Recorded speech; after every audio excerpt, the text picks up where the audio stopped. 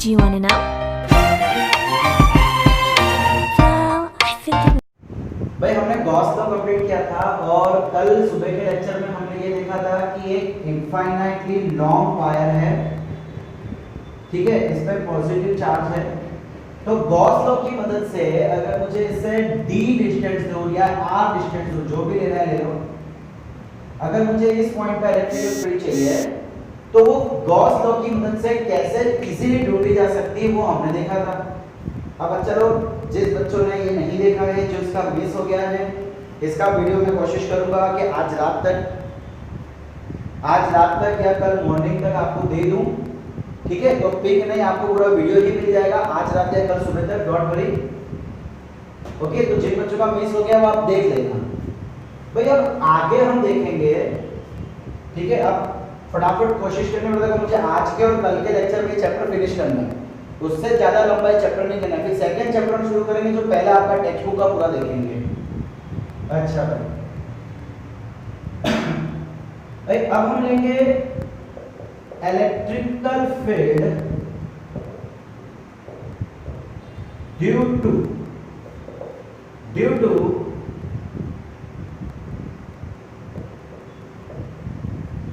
Conducting cylindrical wire या simple hollow cylindrical wire. अब देखो भाई, सबसे पहले हमें थोड़ा कॉन्सेप्ट यहाँ पे पढ़ना है, समझना है, उसके बाद हम आगे देखेंगे, डेरिवेशन देखेंगे। भाई देखिए, अगर आपके पास कोई वायर है या कोई भी ऑब्जेक्ट है जो कि कंडक्टिंग है, कंडक्टिंग का मतलब आपको मालूम है कि उससे करंट पास हो सकता है। अब हो सकता है कि वो होलो होए या हो सकता है कि वो सॉलिड होए। होलो का मतलब आपको पता है कि अंदर से टोटली खाली, और सॉलिड का मतलब है कि अंदर से पूरा भरा हुआ है। देखो, भरा हुआ का मतलब मैं आपको समझा देता हूँ। अगर मैं बॉटल की बात करूँ तो ये बॉटल बोलूँगा होलो है, इसके अंदर खालीनेस है। बट अगर सपोज करो कि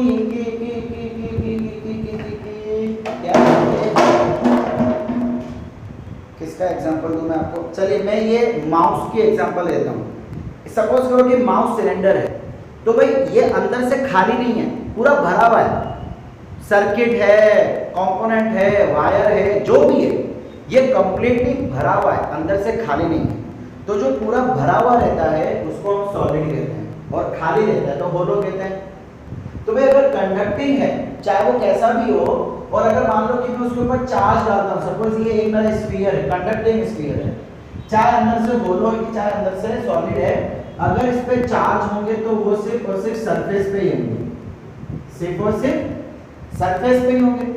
अब मान लो कि वो कंडक्टर नहीं है, एक नॉर्मल है, न्यूट्रल है, मतलब कंडक्टर भी नहीं है, इंसुलेटर भी नहीं है।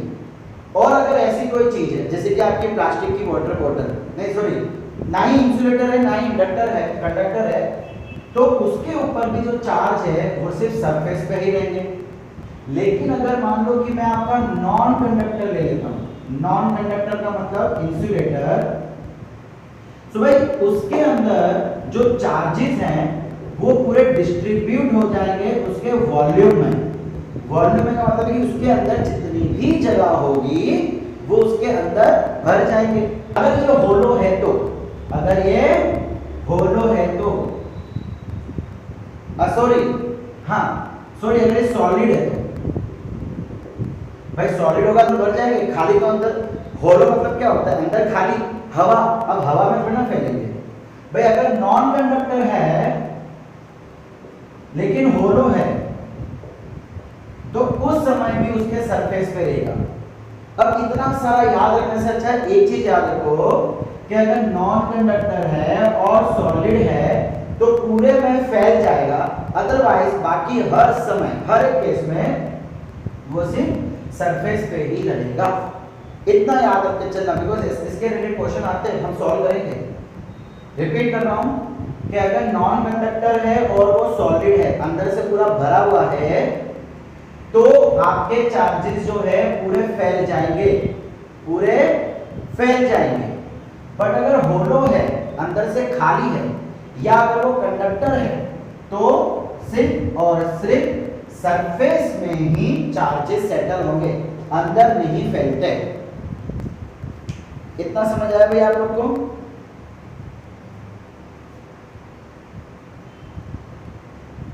ओके भाई, तो अब हमें कैसा एक सरफेस ले रहे हैं और उसके थ्रू हमको इलेक्ट्रिकल फील्ड फाइंड करनी है। चलिए भाई,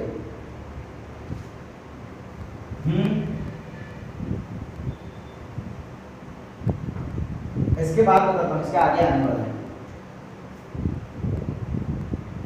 ओके भाई, कंडक्टिंग सिलेंड्रिकल वायर या तो फिर normal hollow cylindrical wire, chapter number 1 ending है चैप्टर नंबर 1 का। भाई हम क्या करते हैं, हम एक वायर ले लेते हैं, वायर, और आपको मालूम है वायर जो है वो सिलेंड्रिकल शेप की होती है। तो भाई ये मैं ड्रॉ कर लेता हूँ एक सिलेंडर, ठीक है, ये हो गई आपकी वायर। अब आपको बोला हुआ है कि ये कंडक्टिंग है या तो अंदर से होलो है, तो इसके जो चार्जेस होंगे वो सरफेस पे होंगे, ऑब्वियस सी बात है, ठीक है। ये मैं इसकी एक्सिस ड्रॉ कर लेता हूँ, ये इसके सेंटर से मैंने एक्सिस ड्रॉ कर ली। अब आपको इन चार्जेस के कारण इलेक्ट्रिकल फील्ड फाइंड करना है। तो भाई इलेक्ट्रिकल फील्ड फाइंड करना है तो अब यहाँ पे दो केसेस होंगे। क्या चीज? एक, इसके अंदर कितनी इलेक्ट्रिकल फील्ड होगी, दूसरी इसके बाहर कितनी इलेक्ट्रिकल फील्ड होगी। Electrical field due to charge cylinder, इसको हम बोल सकते हैं चार्ज कंडक्टिंग सिलेंडर या चार्ज कंडक्टिंग वायर, जो आपको बोलना है बोल लो। अब इसके कारण दो इलेक्ट्रिकल फील्ड होगी, एक अंदर एक बाहर। अच्छा भाई, हमें यहाँ पे गॉस लॉ का इस्तेमाल करना है, यूजिंग गॉस लॉ। तो गॉस लॉ क्या कहता था कि भाई आपको गॉसियन सरफेस बनानी पड़ेगी, है ना। तो अब सबसे पहले मैं अंदर की बात करता हूँ। चलो,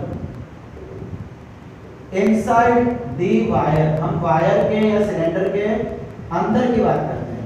भाई अगर मैं अंदर की बात करूं तो मुझे एक गॉसियन सरफेस चाहिए।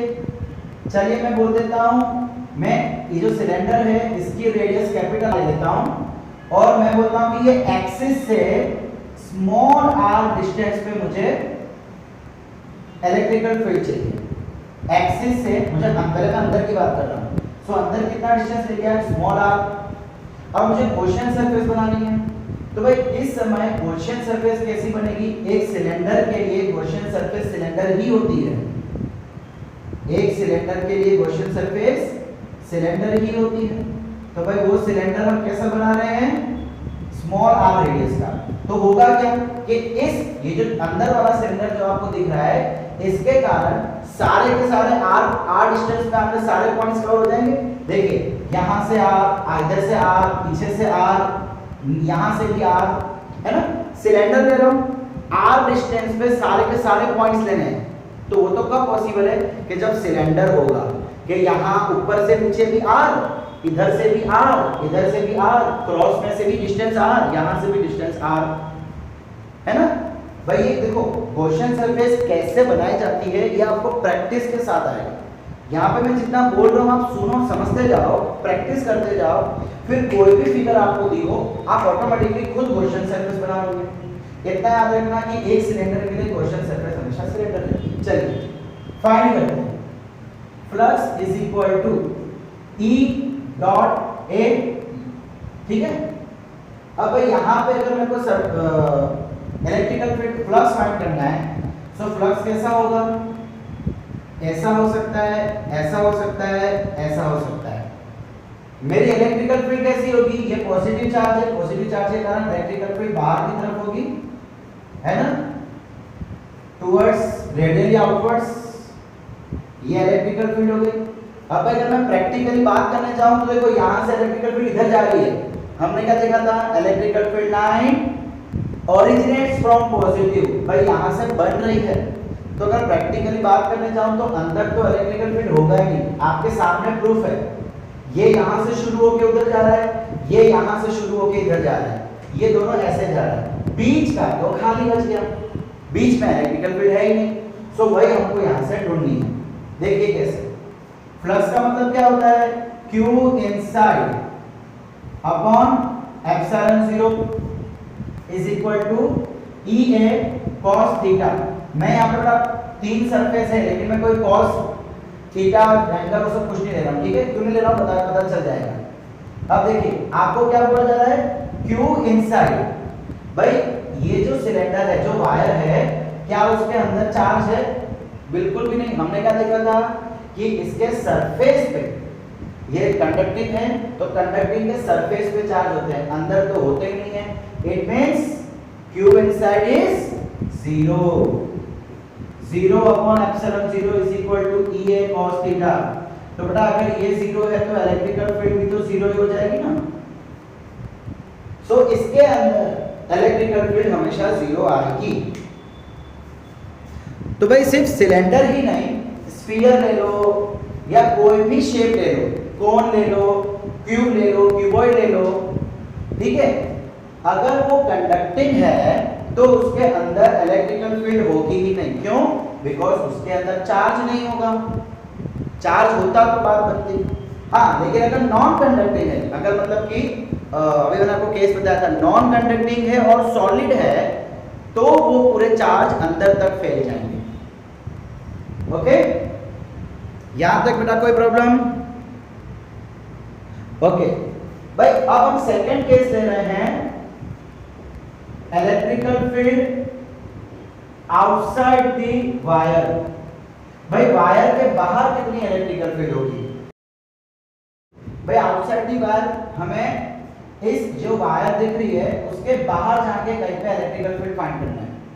सो बाहर जाके इलेक्ट्रिकल फील्ड फाइंड करना है, इसका मतलब हम क्या करेंगे, मुझे एक ऐसा क्वेश्चन सरफेस थी जो सारे उसको कवर कर ले।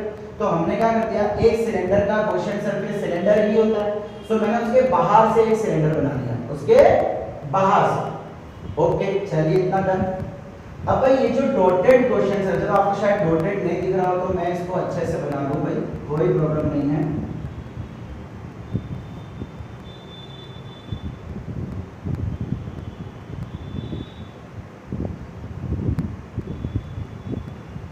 ओके, तो भाई ये जो मोटा कट्टा मोटा सिलेंडर दिख रहा है वो बड़ा क्वेश्चन सरफेस है।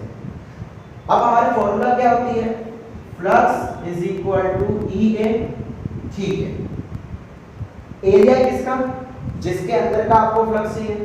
फ्लक्स किसके अंदर का चाहिए, गॉसियन सरफेस का चाहिए। फ्लक्स, हम तो गॉसियन सरफेस का ही फ्लक्स फाइंड कर रहे हैं ना। सो यहां पे मैं ऐसा बोल सकता हूं, सिलेंडर का एरिया कितना होता है भाई, curve surface area of cylinder 2 pi RL। 2 pi RL, भाई L मतलब इसकी लेंथ, ठीक है। अच्छा भाई R कौन सा लूंगा, स्मॉल के कैपिटल? स्मॉल। बेटा मैंने अभी बोला ना, फ्लक्स किसका होगा, गॉसियन सरफेस का होगा। गॉसियन सरफेस मतलब बाहर वाला सिलेंडर, गॉसियन मतलब बाहर वाला, और बाहर वाले की रेडियस कितनी है, स्मॉल r। अच्छा, अब भाई फ्लक्स के बदले हम ऐसा भी लिख सकते हैं, Q inside upon epsilon 0 according to Gauss law, बिल्कुल लिख सकते हैं। अच्छा भाई Q इनसाइड का मतलब है गॉसियन सरफेस के अंदर का चार्ज। ये आपकी गॉसियन सरफेस है, बड़ा वाला सिलेंडर, इसके अंदर कितना चार्ज आ रहा है, ये जितना दिख रहा है ना आपको, ये पूरा इसके अंदर आ रहा है। लेकिन क्या मैं उसको काउंट कर सकता हूं, नहीं काउंट कर सकता। सो जैसे हमने इनफाइनाइट लेंथ के लिए लीनियर चार्ज डेंसिटी देखी थी कि 1 मीटर पे जितने चार्ज, वैसे ही यहाँ पे हम एरिया की बात करेंगे। क्यों? बिकॉज चार्जेस कहाँ है, चार्जेस तो एरिया पे है ना, पूरे कर्व सरफेस एरिया पे है, एक लाइन पे नहीं है, इस बार पूरे कर्व सरफेस पे है। तो इसीलिए हमने क्या बोल दिया, सरफेस चार्ज डेंसिटी। उसको हम डिनोट करते हैं सिग्मा से। Formula charge upon area, lambda की formula charge upon length, because वो लेंथ पे होता है, ये एरिया पे है तो चार्ज अपॉन एरिया। तो यहाँ से चार्ज क्या बन जाएगा, ये एरिया को यहाँ ले जाएगा तो सिग्मा इनटू एरिया। अच्छा भाई ये एरिया कौन सा होगा, ये अंदर वाले सिलेंडर का एरिया होगा। चार्ज किधर है, अंदर वाले सिलेंडर के है, अंदर वाली वायर पे है, तो ये जो एरिया है वो अंदर वाली वायर का हो जाएगा। सो भाई यहाँ पे एरिया का फॉर्मूला 2 पाई कैपिटल R है। कैपिटल अंदर वाले सिलेंडर की रेडियस कितनी है, कैपिटल R, इसलिए मैं कैपिटल R लिख दिया। अब मैं ये चार्ज के बदले ये फॉर्मूला वहां लिख लेता हूँ, sigma into 2 pi r l upon epsilon 0 is equal to E into 2 pi small r l. तो भाई देखो 2 pi cut l l cut, ये स्मॉल आर तो मैं इधर ले आता हूं, तो क्या हो जाएगा electrical field is equal to sigma into capital R upon epsilon 0 into small r. तो भाई ये आ गई आपकी इलेक्ट्रिकल फील्ड आउटसाइड। किधर? Electrical field outside. अच्छा भाई इसका मुझे ग्राफ बनाना हो, ग्राफ तो देखो ध्यान से देखिएगा, ग्राफ बहुत बार पूछा जाता है।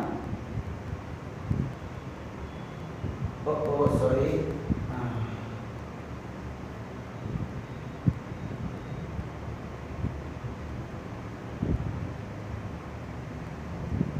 भाई देखो ग्राफ हमको इलेक्ट्रिकल फील्ड अंदर और बाहर दोनों की बतानी है, तो हम क्या लेते हैं, चलो यहाँ तक अंदर ले लेते हैं। मैंने एक सिलेंडर जानबूझ के यहाँ पे ड्रॉ किया है, तो ये क्या दिखाएगा, इसके अंदर की इलेक्ट्रिकल फील्ड और यहाँ से इसके बाहर की इलेक्ट्रिकल फील्ड। सो भाई अंदर कितनी इलेक्ट्रिकल फील्ड थी, 0, तो ये तो 0 हो जाएगा, ये इलेक्ट्रिकल फील्ड और ये r डिस्टेंस। सो भाई अंदर इलेक्ट्रिकल फील्ड 0 थी। अब अगर मैं बाहर की बात करूं तो देखो बाहर electrical field is inversely proportional to 1 by r। देखो यहाँ पे कौन चेंज होगा, ये स्मॉल r चेंज होगा, कैपिटल R तो फिक्स है।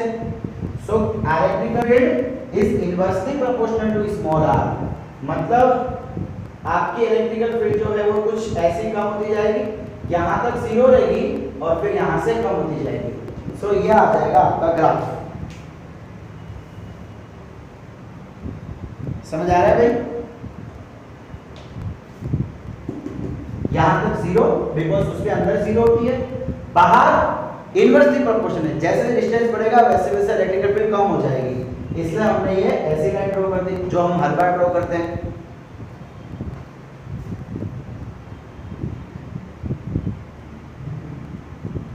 ओके तो भाई अब हम देखने जा रहे हैं electrical field due to non conducting solid sphere. भाई नॉन कंडक्टिंग सॉलिड स्फीयर नहीं, sorry cylinder, non conducting solid cylinder. भाई अगर वो कंडक्टिंग है या अगर वो नॉन कंडक्टिंग होलो है तो सभी केस में सिर्फ सरफेस पे चार्ज होगा। तो इससे पहले जो हमने देखा वो चीज होने वाली है हमेशा, सिर्फ इसी समय कुछ चीजें बदलने वाली है। इस समय क्या है, सॉलिड है, मतलब अंदर से पूरा भरा हुआ है। तो भाई ये मैंने मेरी ले ली एक वायर, एक सिलेंडर जो कि नॉन कंडक्टिंग है और जो कि सॉलिड है। तो बड़ा इसके अंदर अगर मैं चार्ज डालूंगा तो वो चार्ज पूरे जगह पे, जितनी भी जगह इसके अंदर होगी सब में जाने वाला है। सो भाई इससे पहले क्या हो रहा था, इससे पहले सिर्फ सरफेस पे था, तो सरफेस चार्ज डेंसिटी पिक्चर में आई थी। इस बार सब जगह है, जितनी भी स्पेस है सब जगह चार्ज है। तो इस समय वॉल्यूम पिक्चर में आएगा। वॉल्यूम मतलब क्या होता है, 3D स्पेस। सो यहाँ पे तो 3D स्पेस होने वाली है, पूरे वॉल्यूम में फैलने वाली है, जितनी भी जगह है। वाटर बॉटल, जैसे आपका पानी वाटर बॉटल के अंदर पूरा फैल जाता है, वैसे चार्ज पूरा फैल जाएगा यूनिफॉर्मली। सो इस समय हम देखेंगे वॉल्यूम चार्ज डेंसिटी, और वॉल्यूम चार्ज डेंसिटी को देखो सरफेस चार्ज बोलो, लीनियर चार्ज बोलो कि वॉल्यूम चार्ज, सबका मतलब ये होता है लेंथ है तो 1 मीटर में, एरिया है तो 1 मीटर स्क्वायर में, और वॉल्यूम है तो 1 मीटर क्यूब में। एक वॉल्यूम में कितना चार्ज, एक लंबाई में कितना चार्ज, एक एरिया में कितना चार्ज, सबका मीनिंग सेम ही रहता है। और इसको हम डिनोट करते हैं रो से। किससे? रो से। तो ये क्या हो जाएगा, चार्ज अपॉन वॉल्यूम। सो क्या यहां से हम बोल सकते हैं चार्ज इज इक्वल टू, चलो मैं स्मॉल क्यू लिखता हूं, charge is equal to rho into volume. और सिलेंडर का वॉल्यूम क्या होता है भाई, सिलेंडर का volume pi are square l, l मतलब इसकी लेंथ ले लेते हैं, एल मतलब इसकी टोटल लेंथ, ठीक है, सो पाई आर स्क्वायर। अच्छा, क्या मैं इसको ऐसा कह सकता हूँ पाई आर स्क्वायर? भाई क्या मैं ऐसा कह सकता हूँ इसको एरिया, बिकॉज ये क्रॉस सेक्शन एरिया हो गया ना। भाई देखो, अगर एक सिलेंडर है, उस सिलेंडर को बीच में से तोड़ता हूँ तो ये हो जाएगा कुछ ऐसा। सो ये जो है इसको हम कहते हैं क्रॉस सेक्शन एरिया। या पहले भी पढ़ चुके होंगे 10th में या 11th में। तो भाई क्रॉस सेक्शन एरिया एक सर्कल के शेप में होता है और सर्कल का एरिया कितना होता है पाई आर स्क्वायर। तो हम इसको क्या बोल सकते हैं एरिया इनटू लेंथ। ये चीज याद रखना, rho is equal to area into length या तो फिर पाई आर स्क्वायर एल। यहां तक क्लियर? अभी हमको इसका यूज करना है, लेकिन इसके आगे जाएंगे तो हमें इसका भी यूज करना है, इसलिए मैं आपको बताया नहीं। ओके भाई देखो, अब मुझे यहाँ पे क्या करना है, थोड़ा मैं फिगर साइड में कर दूं ताकि अच्छे से दिखाई दे। ये मेरा नॉन कंडक्टिंग सॉलिड सिलेंडर, इसके अंदर चार्ज सब जगह फैल रहा है। अच्छा भैया, मुझे इलेक्ट्रिकल फील्ड फाइंड करनी है, तो अगेन एक अंदर करनी है एक बाहर करनी है। तो पहले मैं इसका एक्सिस ड्रॉ कर लेता हूं। भाई ये हो गया एक्सिस। अब हमको गॉसियन सरफेस बनानी है, तो बड़ा गॉसियन सरफेस अंदर के लिए अलग और बाहर के लिए अलग। सो अंदर के लिए चलो मैं ले लेता हूं, थोड़ा ये मैं मिटा देता हूं ताकि हमें कंफ्यूजन ना होवे। ठीक है, अभी दोबारा मैं उसको ड्रॉ कर दूंगा। भाई मैं यहां से आर डिस्टेंस, फिर से वही चीज ले लेते हैं, radius of cylinder is capital R और स्मॉल आर डिस्टेंस पे मैं क्या करता हूं एक गॉसियन सरफेस बना देता हूं जैसे पहले हमने बनाई थी। ठीक है, अब इस बार क्या हो रहा है बेटा, चार्ज तो हर जगह फैला हुआ है। इससे पहले क्या था कि भाई गॉसियन सरफेस के अंदर ये जो दिख रहा है ना आपको अंदर वाला सिलेंडर, अंदर वाला, उसके अंदर पहले चार्ज नहीं था तो इलेक्ट्रिक फील्ड जीरो आ गई थी। बट इस बार तो चार्ज है, सो इस बार आपकी इलेक्ट्रिकल फील्ड जीरो तो आने से रही। तो भाई inside the cylinder flux is equal to E A, E dot d होता है, डी ए मतलब थोड़ा सबका इंटीग्रेशन टोटल एरिया आ जाएगा। अच्छा भाई ये एरिया किसका, गॉसियन सरफेस का एरिया। तो electrical field into area, Gaussian surface का एरिया, तो वो भी एक सिलेंडर है। एरिया ऑफ सिलेंडर से पहले देखा था 2 pi r L. Okay, flux को हम ऐसा लिख सकते हैं Q इनसाइड अपॉन एप्सिलॉन 0। भाई आपको समझ आ रहा है ना?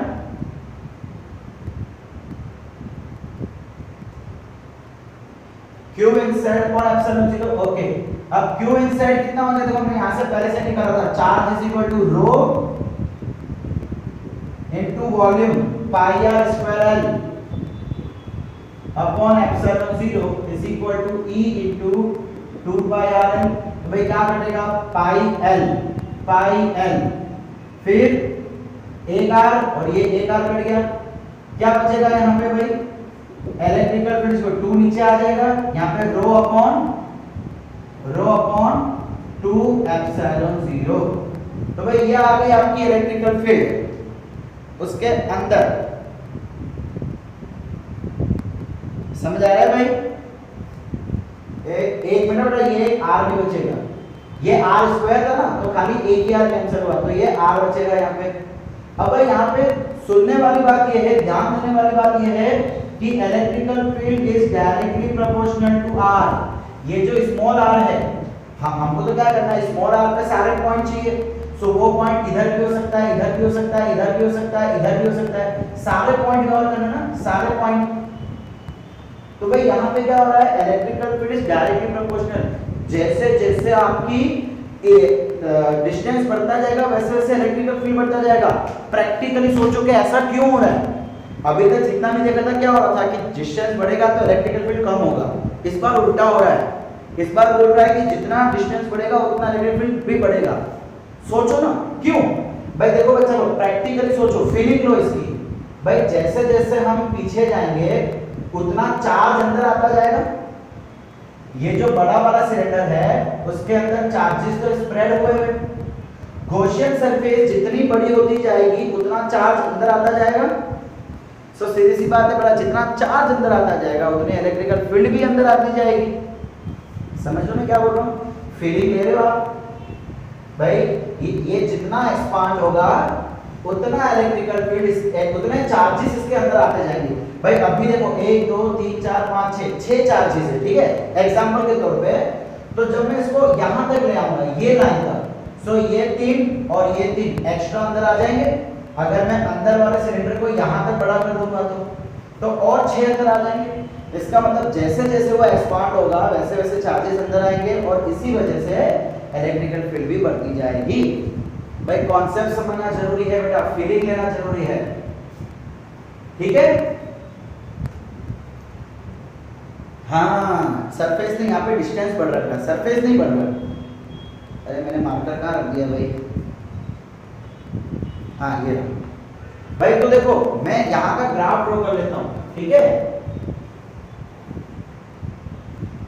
ये इलेक्ट्रिकल फील्ड और ये आर, ये सिलेंडर हो गया हमारा नॉन कंडक्टिंग सिलेंडर। तो थोड़ा बड़ा कर दो यार, अच्छा आपको समझ आ गया।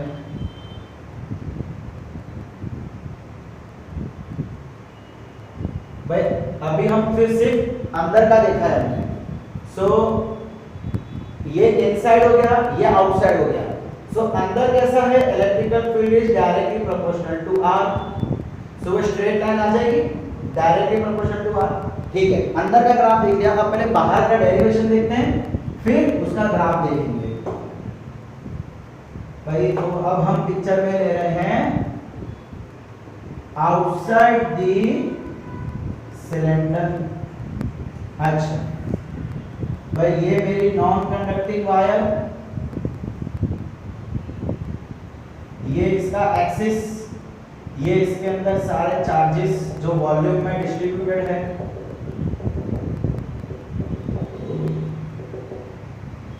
अब भाई गॉसियन सरफेस हमको बाहर लेनी पड़ेगी बिकॉज हमको एक्सिस से स्मॉल आर डिस्टेंस दूर चाहिए। तो हम क्या करते हैं बेटा, गॉसियन सरफेस इसके बाहर ड्रॉ कर लेते हैं, जैसे हमने पहले केस में की थी। अब बच्चा लोग यहाँ पे इंटरेस्टिंग बात यह है कि भाई इसके अंदर चार्ज कितना एनक्लोज हो रहा है, उतने ही चार्ज एनक्लोज हो रहे हैं जितने वायर के अंदर है। देखो ये स्पेस तो खाली है ना, ये स्पेस तो वायर के बाहर की स्पेस है, तो यहाँ पे तो कोई चार्ज होने नहीं वाले। सो कितने चार्ज होंगे? जितने इसके अंदर है। चलो शुरू करते हैं। Flux is equal to E into A, area किसका? गॉसियन सरफेस का, तो 2 pi are square l. Area ये होता है ना भाई, sorry 2 pi r l area of cylinder, okay.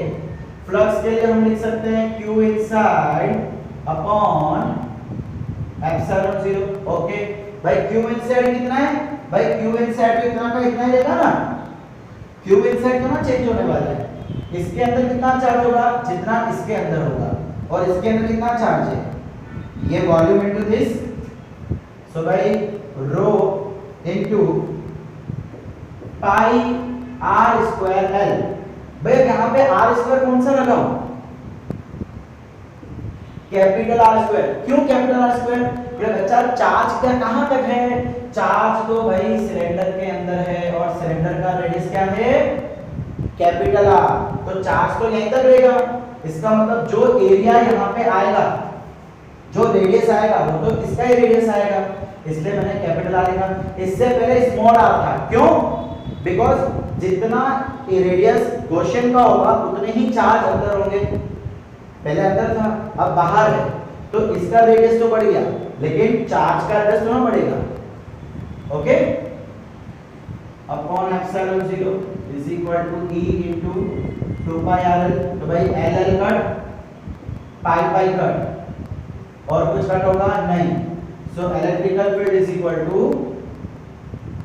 Row r square upon 2 epsilon r. ये 2r नीचे ले आए हमने और ये पाई r स्क्वायर है। तो भाई ये आ गई आपकी इलेक्ट्रिकल फील्ड की फॉर्मूला बाहर की तरफ, रो r square upon 2 epsilon r, small r नीचे। अब भाई यहाँ पे ध्यान देने वाली बात ये है कि बच्चा electrical field is again inversely proportional to r। भाई जैसे आपका क्वेश्चन सरफेस इसके बाहर आता है तो अब नवे चार्ज इंक्लूड नहीं हो रहे। इसका मतलब कि अब जितना दूर जाएंगे उतना इलेक्ट्रिकल फील्ड कम होगी। फीलिंग लो फीलिंग, अंदर था तो नवे चार्ज आते जा रहे थे, जैसे मैंने ये बॉर्डर क्रॉस की नवे चार्ज आना बंद हो गए, बिकॉज चार्ज तो सिलेंडर के अंदर थे, बाहर तो थे ही नहीं। सो नवे चार्ज अब इंक्लूड हो ही नहीं रहे, नवे चार्ज इंक्लूड नहीं हो रहे, इसका मतलब इलेक्ट्रिकल फील्ड अब जितना दूर जाएंगे उतना कम होती जाएगी। सो भाई अब जो ग्राफ है वो ग्राफ आपका कुछ ऐसा बन जाएगा, ये इनसाइड था और ये हम बात कर रहे हैं आउटसाइड की। सो आउटसाइड ग्राफ ऐसा बन जाएगा, electrical field is inversely proportional to 1/r। भाई यहां तक किसको कोई प्रॉब्लम? भाई तो हम एक शीट देख रहे हैं, शीट यूनिफॉर्मली चार्ज है। अब मुझे एक गॉसियन सरफेस बनाना है, ऐसा गॉसियन सरफेस कि जिसके वजह से ये जो चार्जेस है ये सेंटर पे आ जाए। अब एक और चीज देखनी है, देखो ये शीट के कारण इलेक्ट्रिकल फील्ड कैसी होगी? आउटवर्ड हो जाएगी, रेडियली आउटवर्ड, यहां से उस तरफ और यहां से इस तरफ, रेडियली आउटवर्ड्स।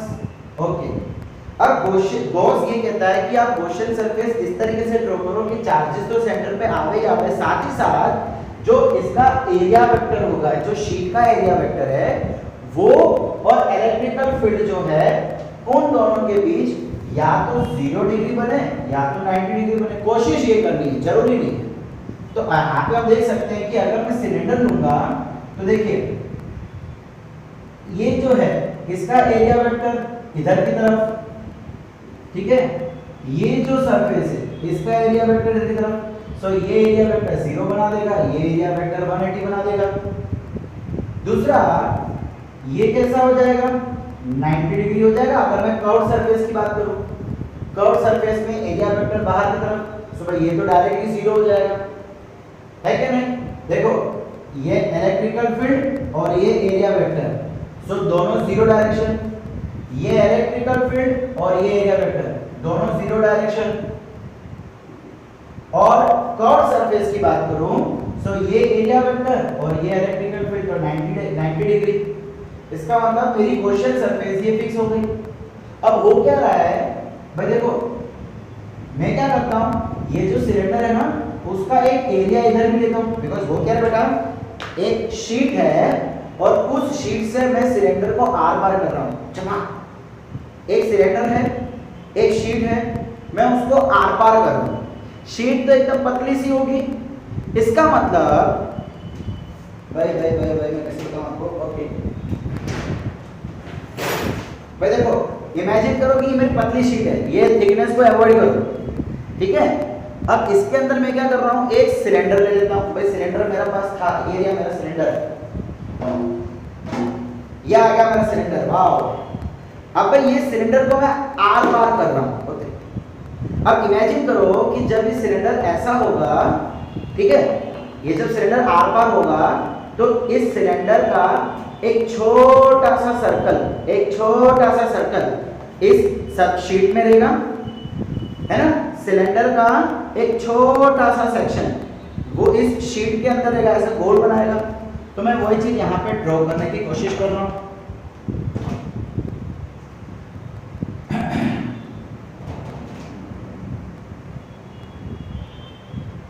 ठीक है, ये क्या हो जाएगा बेटा, ये देखो ये क्रॉस सेक्शन हो जाएगा, ये पूरा क्रॉस सेक्शन। इसका मतलब देखो ये जो चार्ज है मेरे इस सिलेंडर के एकदम सेंटर में आ गया, इसीलिए मैं कह सकता हूं कि ये जो सिलेंडर है वो बन गया मेरा गॉसियन सरफेस। चलिए इलेक्ट्रिकल फील्ड फाइंड करते हैं। भाई flux is equal to E into A। अब बेटा यहाँ पे फ्लक्स तो तीन चीज के कारण होगा, सरफेस, चलो मैं इसको नाम बताऊं, सरफेस 1, सरफेस 2, सरफेस 3। तो मैं क्या बोल दूंगा, phi 1 plus phi 2 plus phi 3 है क्या नहीं? 3 के कारण होगा। अच्छा भाई देखिए 1 के कारण ई ए cos 0,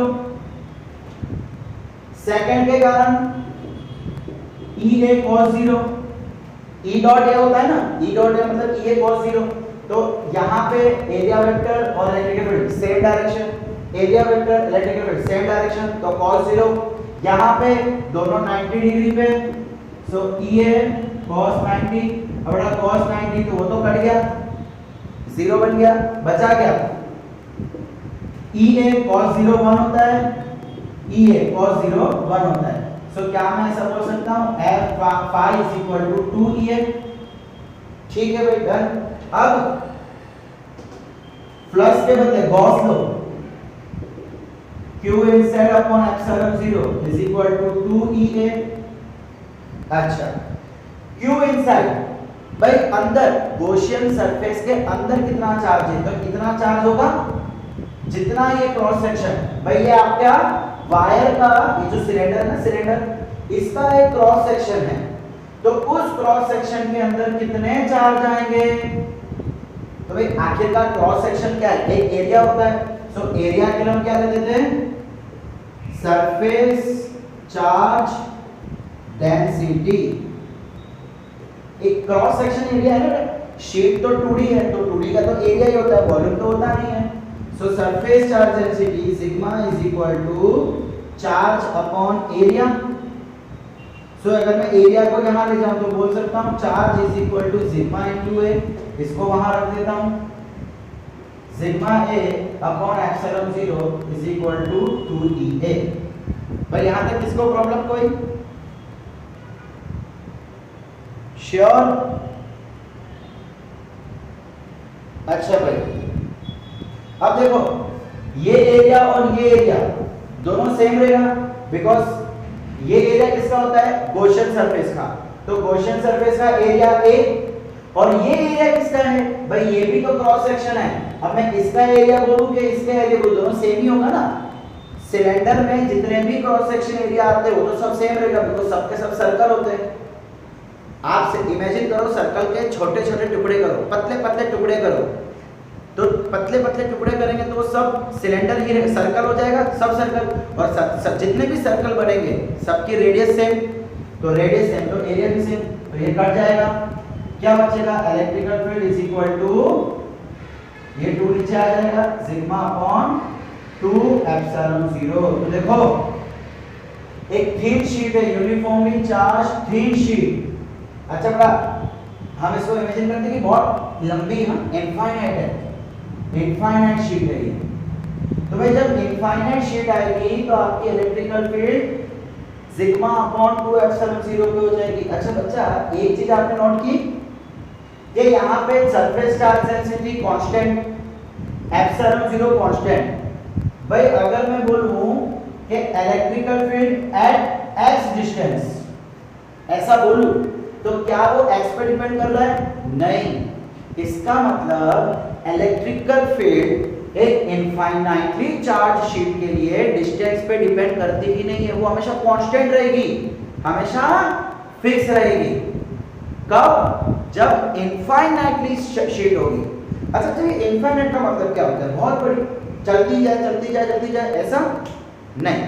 भाई देखो फिजिक्स के अंदर इनफाइनाइट का मतलब क्या होता है वो समझो। भाई आपका से कोई पूछ रहा है मुझे? ओके भाई इनफाइनाइट का मतलब क्या होता है? सपोज करो कि मैं एक छोटी सी मकोड़ी को लेता हूं, उस छोटी सी मकोड़ी को यहां रख देता हूं बोर्ड से थोड़ा सा दूर। ये सपोज करो कि मेरा पूरा बोर्ड है और मैं उस बोर्ड से एक कीड़ी को इतना सा दूर रखता हूं, इतना सा डिस्टेंस में। अब जब कीड़ी आंख खोल के देखेगी तो उसको व्हाइट व्हाइट दिखाई देगा, बोर्ड दिखाई देगा।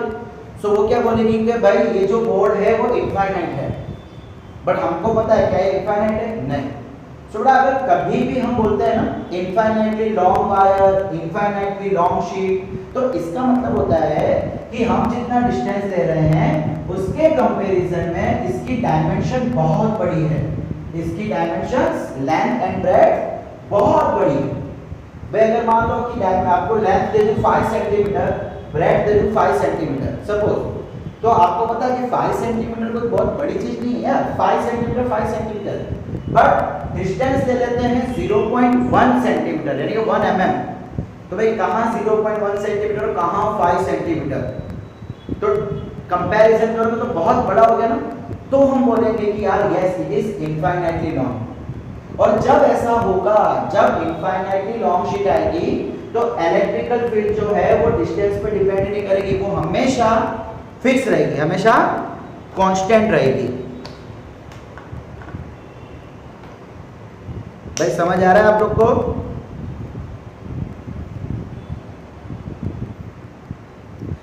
ओके भाई अब आपको दो शीट दे रखी है, एक पे पॉजिटिव चार्ज है और एक पे नेगेटिव चार्ज है, और इसकी सरफेस चार्ज डेंसिटी है प्लस सिग्मा, इसकी सरफेस चार्ज डेंसिटी है माइनस सिग्मा। ठीक है, माइनस है इसलिए माइनस, पॉजिटिव है इसलिए प्लस, बाकी दोनों की डेंसिटीज भी सेम है। अब आपको बोल दिया गया है point A, point B, point C. भाई क्वेश्चन ये हो रहा है find the electric field at points A B C. तीनों पॉइंट पे इलेक्ट्रिकल फील्ड फाइंड करनी है। ठीक है भाई, चलिए आ जाओ।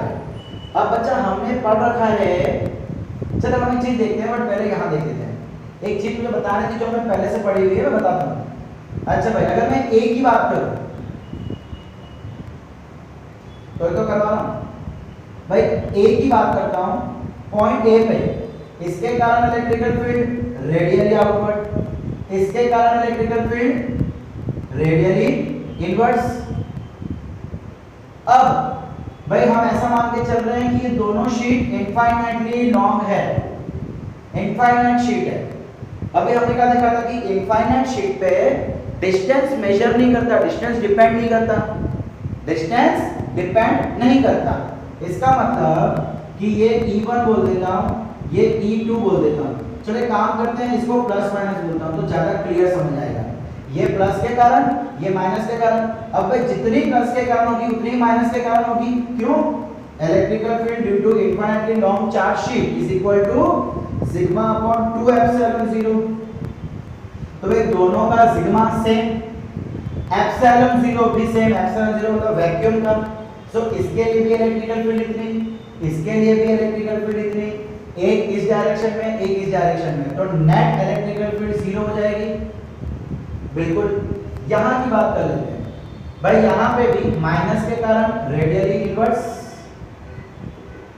और पॉजिटिव के कारण रेडियली आउटवर्ड्स। अब भाई इसके कारण भी इलेक्ट्रिकल फील्ड इतनी, इसके कारण भी इलेक्ट्रिकल फील्ड इतनी, दोनों ऑपोजिट डायरेक्शन में, तो नेट इलेक्ट्रिकल फील्ड यहां भी 0 हो जाएगा। बिल्कुल। तो भाई बच्चा अब ये, अब अगर मैं इसकी बात करूं तो पॉजिटिव के कारण इलेक्ट्रिकल फील्ड इधर E प्लस, नेगेटिव के कारण भी इलेक्ट्रिकल फील्ड इधर रेडियली इनवर्स, इसके लिए रेडियली आउटवर्ड्स। तो भाई दोनों सेम डायरेक्शन में हो गई। सो E नेट कितना हो जाएगा भाई यहाँ पे, E plus plus E minus. और भाई electrical field does not depend on distance, वो तो कांस्टेंट है, sigma upon 2 epsilon 0 plus sigma upon 2 epsilon 0। तो ये क्या हो जाएगा, 2 सिग्मा अपॉन, देखो डिनोमिनेटर दोनों का सेम है, तो sigma plus sigma, 2 sigma upon 2 epsilon 0। ये कट, क्या आंसर आ गया, सिग्मा अपॉन एप्सिलॉन 0। तो इसका मतलब क्या हो बेटा, जरा इसका मतलब देखना, अगर मेरे को इलेक्ट्रिकल फील्ड लाइंस ड्रॉ करनी है, अगर मेरे पास दो प्लेट दे रखी है और कहा जा रहा है कि इलेक्ट्रिकल फील्ड लाइंस ड्रॉ करो, ये पॉजिटिव है और ये नेगेटिव है, तो भाई इलेक्ट्रिकल फील्ड लाइंस इधर 0, राइट साइड 0, लेफ्ट साइड 0, तो इलेक्ट्रिकल फील्ड तो होगी ही नहीं। इसका मतलब आपकी इलेक्ट्रिकल फील्ड कुछ ऐसी हो जाएगी, originates from positive charge, terminates from negative charge. और बेटा ये दो प्लेट है, दो शीट है, दो प्लेट है, ये क्या करेगी, अपने बीच में इलेक्ट्रिकल एनर्जी को पकड़ के रखा है। क्या करके रखा है इसने, अपने बीच में इलेक्ट्रिकल फील्ड को पकड़ के रखा है। तो हम बोल सकते हैं electrical field is bounded between two plates. Electrical field बोलो या इलेक्ट्रिकल एनर्जी बोलो, और बेटा ये जो कॉन्सेप्ट है ना, ये काम आता है, ये कॉन्सेप्ट हम देखने वाले हैं आगे जाके कैपेसिटर में। भाई कैपेसिटर का यूज क्या होता है, वोल्टेज को पकड़ के रखने का, वोल्टेज को पकड़ के। आज पंखे में कैपेसिटर यूज होता है, क्यों भाई, आपने इतना तो पढ़ा हुआ है कि ऑल्टरनेट करंट होता है। ऑल्टरनेट करंट मतलब एक बार करंट बढ़ रहा है, एक बार करंट कम हो रहा है, बढ़ रहा है, कम हो रहा है। अगर सच में ऐसा होवे तो भैया पंखा फास्ट होगा, स्लो होगा, फास्ट होगा, स्लो होगा, फास्ट होगा, स्लो होगा, और ये तो पॉसिबल नहीं है। तो हमने क्या डाल दिया, एक कैपेसिटर डाल दिया। अब कैपेसिटर क्या करता है बेटा, वोल्टेज को पकड़ के रखता है। हम देखेंगे, बहुत मजेदार चीज है। अभी तो आगे जाके आपको डायोड पढ़ना है, NPN diode, PNP diode, semiconductor से बनता हुआ फुल वेव रेक्टिफायर, एसी को डीसी में कन्वर्ट, बहुत मजेदार टॉपिक आगे आने वाला है। ठीक है भाई, तो यहां तक कोई प्रॉब्लम बेटा किसी को?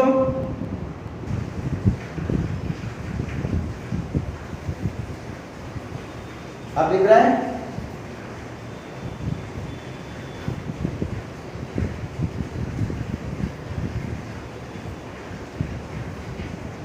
अब हुआ सही कि अभी भी नहीं?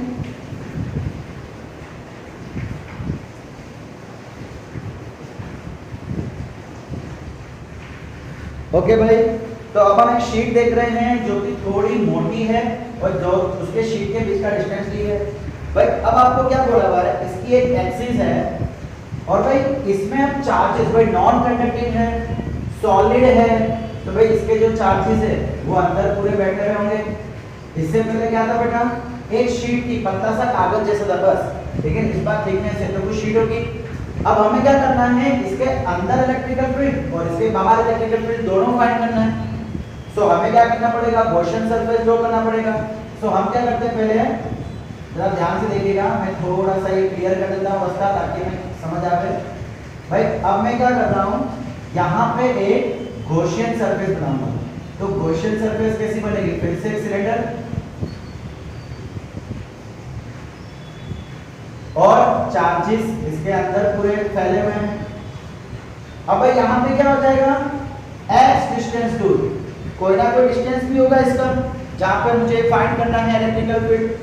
तो देखो हम क्या करते हैं, ये सरफेस 1, ये सरफेस 2 और ये सरफेस 3 कर्व सरफेस। आपकी इलेक्ट्रिकल फील्ड कैसी होगी, भाई पॉजिटिव है, तो पॉजिटिव के कारण इलेक्ट्रिकल फील्ड ऐसी बाहर की तरफ होगी और सरफेस 1 पे एरिया वेक्टर बाहर की तरफ, सरफेस 2 पे एरिया वेक्टर बाहर की तरफ, और सरफेस 3, सरफेस जो कर्व सरफेस जो मैं पहले लिया था उसके कारण इलेक्ट्रिकल फील्ड बाहर की तरफ। तो भाई ये 0 डिग्री बनाएगा, ये भी 0 डिग्री बनाएगा और ये 90 डिग्री बनाएगा। जैसे पहले क्या था सेम वही कैसे अभी भी बेटा, ठीक है। बस पहले क्या फर्क था कि पहले पतला था, पतला होने के कारण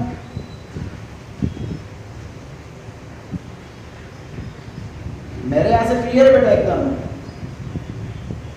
अब हुआ सही। तो बेटा इससे पहले क्या था, पतला सा पेपर था तो अंदर तो इलेक्ट्रिकल फील्ड जैसा कोई कॉन्सेप्ट ही नहीं होगा। इस बार थिकनेस है, इस बार कुछ चीज है, तो इस बार इसे हम अंदर भी इलेक्ट्रिकल फील्ड फाइंड कर रहे हैं। So case 1 inside the sheet plus कितना हो जाएगा भाई, सरफेस 1 के कारण देखो ये हमारा सरफेस 1 है, ये हमारा सरफेस 2 है और ये जो कर्व सरफेस है वो हमारा सरफेस 3 है। सो भाई flux due to 1, flux due to 2 and flux due to 3। Again EA हो जाएगा, देखो ये 0 डिग्री, ये 0 डिग्री, तो EA cos 0, EA cos 0 और ये क्या हो जाएगा EA cos 90, जैसे पहले भी हुआ था सेम इसी तरीके से। और फ्लक्स क्या होता है भाई, Q inside अपॉन एप्सिलॉन 0। भाई यहां तक कोई प्रॉब्लम?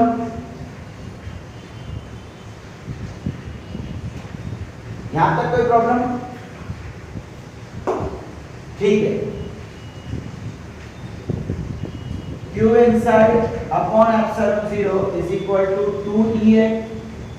अब भाई यहाँ पे चार्ज कितना हो जाएगा? देखो बेटा ये शीट के अंदर सब जगह वॉल्यूम, सब जगह चार्ज फैले हुए, मतलब यहाँ पे तो वॉल्यूम पिक्चर में आ जाएगा। सो भाई यहाँ पे हम क्या बोलेंगे? Volume charge density rho is equal to charge by volume. तो charge is equal to rho by rho into volume बोल सकते हैं। और वॉल्यूम कैसे निकालोगे? बेटा क्यूबॉइड है, क्यूबॉइड का वॉल्यूम क्या होता है? L into B into H। Cuboid का volume L into B into H। अब बेटा L into B क्या होता है? Area. So area into H। अब यहाँ पे H को हम L बोल सकते हैं बिकॉज ये अल्टीमेटली क्यूब है, तीनों सेम होगा। तो एक लेंथ ही है ना, इसलिए मैं इसको H को L का नाम दे देता हूँ। सो भाई क्या मैं वॉल्यूम के बदले A into L लिख सकता हूँ? अच्छा,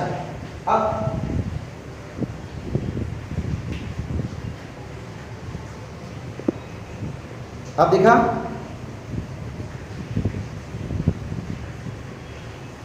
हाँ रुको। तो भाई यहाँ पे हमने क्या किया? वॉल्यूम चार्ज डेंसिटी फाइंड की है, rho is equal to Q by V. अब वॉल्यूम क्या होता है? L into B into H। तो L into B के बदले एरिया बोल सकते हैं।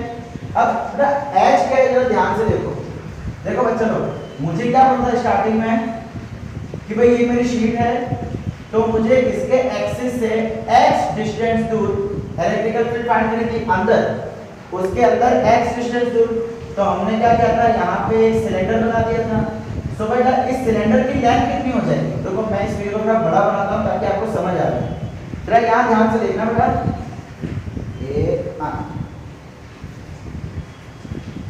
ये समझ लो कि मेरी एक शीट है, ठीक है? इस पर आपको समझाने के लिए मैंने 2D में ड्रॉ किया है, एक्चुअली होगी 3D ही, खाली समझाने के लिए मैंने 2D में किया है। आपको कहा है कि इसके अंदर x डिस्टेंस की दूरी पे इलेक्ट्रिकल फील्ड फाइंड करनी है। तो हमने क्या कर दिया? उस x डिस्टेंस की दूरी पे हमने एक सिलेंडर को बना दिया भाई ऐसा। तो अब मुझे एरिया चाहिए। ये चार्ज कितना होता है? इनसाइड। किसके इनसाइड? गॉसियन सरफेस के इनसाइड। तो गॉसियन सरफेस के अंदर कितना चार्ज आएगा? इसके इतना अंदर आएगा। तो मैं जो लेंथ है वो ये लूंगा। अब ये L कितना हो जाएगा? ध्यान से देखो, ये S, तो ये भी S होगा। तो लेंथ कितना हो जाएगा? x plus x 2x। समझ लो मैं क्या बोल रहा हूं? आपका वॉल्यूम क्या था? L into B into H। L into B का मतलब एरिया, तो मैंने उसको एरिया लिख लिया। अब हाइट कितनी हो जाएगी? हाइट कितनी हो जाएगी? तो भाई हमने x डिस्टेंस पे सेमी सिलेंडर, आधा सिलेंडर लिया था, तो आधा उधर आधा इधर, तो टोटल लेंथ कितनी हो जाएगी? x plus x 2x। तो यहाँ पे हम क्या लिखेंगे? a into 2x।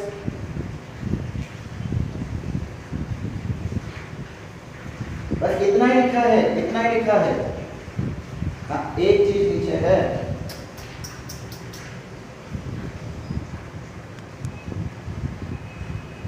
ओके। तो भाई ये चार्ज रो इनटू वॉल्यूम, वॉल्यूम के बदले एरिया इनटू एल, लेंथ कितनी थी? 2x थी, तो मैंने 2x लिख दिया। चलिए भाई, अब ये जो चार्ज की जो वैल्यू आ गई है q इनसाइड, इसको उठा के वहां पे रख देते हैं हम लोग। So rho into a into 2x by epsilon 0 is equal to 2EA। अब ये एरिया किसका था? गॉसियन सरफेस का। ये एरिया किसका है? ये भी गॉसियन सरफेस का है। तो एरिया एरिया कट, ये 2 2 कट, क्या बचा? Electrical field is equal to rho x by epsilon 0। भाई इसका मतलब electrical field is directly proportional to s। तो बेटा जो पहले हम देखा ना सिलेंडर जो था, जो नॉन कंडक्टिंग सिलेंडर था, उस पे भी electrical field is directly proportional to r था। जितना डिस्टेंस बढ़ता जा रहा था उतना इलेक्ट्रिकल फील्ड बढ़ती जा रही थी। सेम देखो, सेम वही है, सेम वही चीज है। वहां पे भी वॉल्यूम था, रो आर बाय सिग्मा था, यहाँ पे रो एक्स बाय सिग्मा है। तो एक्चुअली मेरा कहने का मतलब है कि शेप कोई भी हो, फिगर कोई भी हो, कॉन्सेप्ट हमेशा सेम रहेगा। वहां पे हमने डिस्टेंस को एक्स आर लिया था, यहाँ पे डिस्टेंस को एक्स ले लिया। तो डायरेक्टली प्रोपोर्शनल क्यों है? जैसे ये बढ़ता जाएगा वैसे वैसे नवे नवे चार्ज अंदर आते जाएंगे। तो जैसे जैसे डिस्टेंस बढ़ेगा वैसे वैसे चार्ज अंदर आएंगे, वैसे वैसे इलेक्ट्रिकल फील्ड बढ़ेगा। इसीलिए यहाँ पे क्या आ गया, electrical field is directly proportional to x. अब भाई हम बाहर की बात करते हैं। ये तो ठीक की हमने अंदर की बात, तो बेटा लेकिन बाहर का तो फिर से कांस्टेंट ही रहेगा जो हमने पहले देखा था। भाई देखो इस फिगर में थोड़ा बदलाव कर लेते हैं।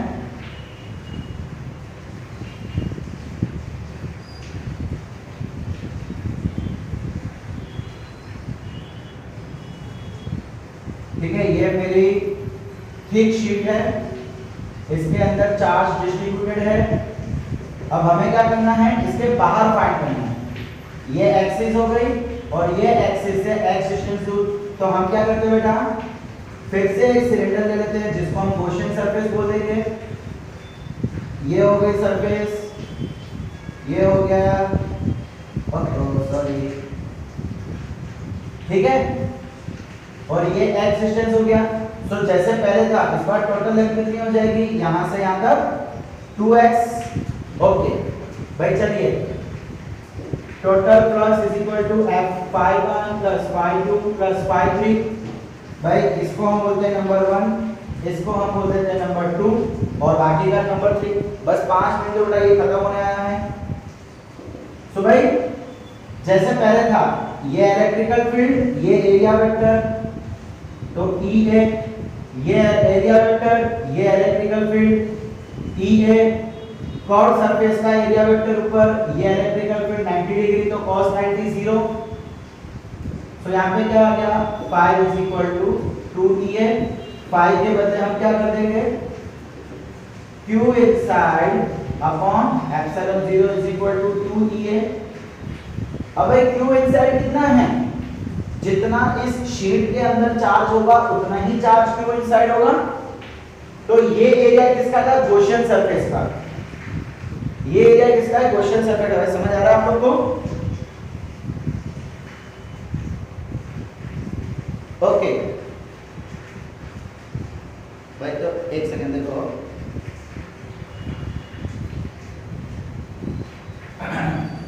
ठीक है भाई। मैं सबसे पहले Q inside मान करता हूँ। Q inside तो आपके सामने ही है। Q inside कितना है, रो, देखो इस उससे पहले क्या था, हमने शीट के अंदर का लिया था, ये जो सिलेंडर है वो अंदर था। अब सिलेंडर बाहर ले लिया, लेकिन चार्ज तो अभी भी उतना ही उतना ही है। ये इस जगह पे या इस जगह पे तो चार्ज है ही नहीं, चार्ज तो जो है वो शीट के अंदर ही है। इसीलिए जो Q inside है वो जितना पहले था अभी भी उतना ही रहेगा, रो इनटू a इनटू 2x। ये 2x पूरा डिस्टेंस हो गया, अपॉन ε0 = 2E। अब यहाँ पे एरिया क्या हो जाएगा, एरिया किसका है, गॉसियन सरफेस का। तो ये पूरा गॉसियन सरफेस है। सिलेंडर का एरिया क्या होता है, फटाफट बोलो।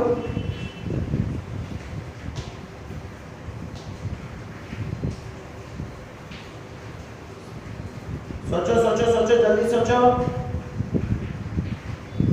चलो एक काम करते हैं, फिलहाल एरिया नहीं रखते हैं, ठीक है। तो क्या होगा, डायरेक्टली एरिया कट हो जाएगा, 2 कट हो जाएगा। अब होगा क्या यहाँ पे, देखो रो x/ε0,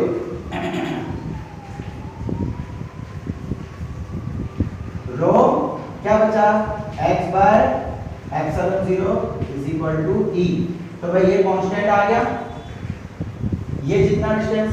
अब देखो एक चीज यहाँ पे प्रॉब्लम हो गई, Q inside, बेटा यहाँ पे x नहीं आएगा, सॉरी x नहीं आएगा। x का मतलब क्या है कि वो तो सिलेंडर का डिस्टेंस है। Q inside Q इनसाइड किसके अंदर है? शीट के अंदर। सो डिस्टेंस भी तो शीट का आएगा।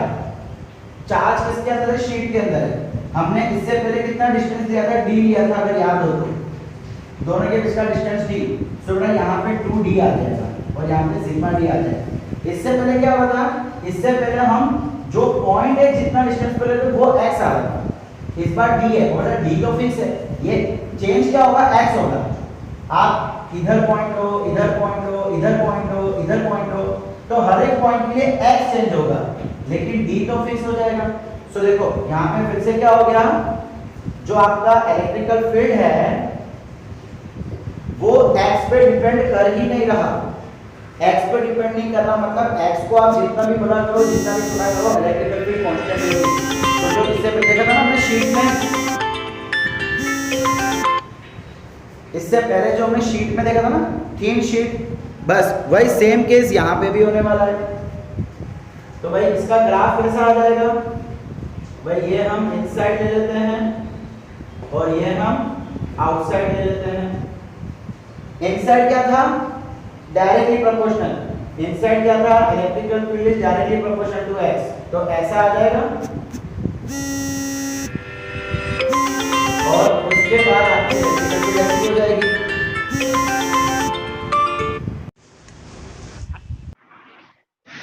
हेलो, ओके बच्चा लोग, तो देखो इसका ग्राफ कैसा आ जाएगा? जब तक ये अंदर था तब तक कांस्टेंट मतलब डायरेक्टली प्रोपोर्शनल था। तो जैसे जैसे x बढ़ेगा वैसे वैसे इलेक्ट्रिकल फील्ड भी बढ़ेगी, और जैसे ही ये बाहर निकलता है तो आपकी इलेक्ट्रिकल फील्ड कैसी हो गई? कांस्टेंट। वो डिपेंड करेगी ही नहीं, इसलिए इलेक्ट्रिकल फील्ड कांस्टेंट हो जाएगी। सो ये आ जाएगा इसका ग्राफ। तो बेटा इससे पहले हमने क्या देखा? शीट देखा था, थीन शीट। थीन शीट के कारण इलेक्ट्रिकल फील्ड कांस्टेंट थी, वेरिएबल पे डिपेंड ही नहीं करती थी। जब हमने शीट को थोड़ा मोटा कर दिया तो उसके अंदर इलेक्ट्रिकल फील्ड चेंज हो रही है, लेकिन बाहर इलेक्ट्रिकल फील्ड चेंज हो ही नहीं है। तो ये सेम केस आपके नॉन कंडक्टिंग सिलेंडर जैसा भी हो गया। ओके बच्चों लोग।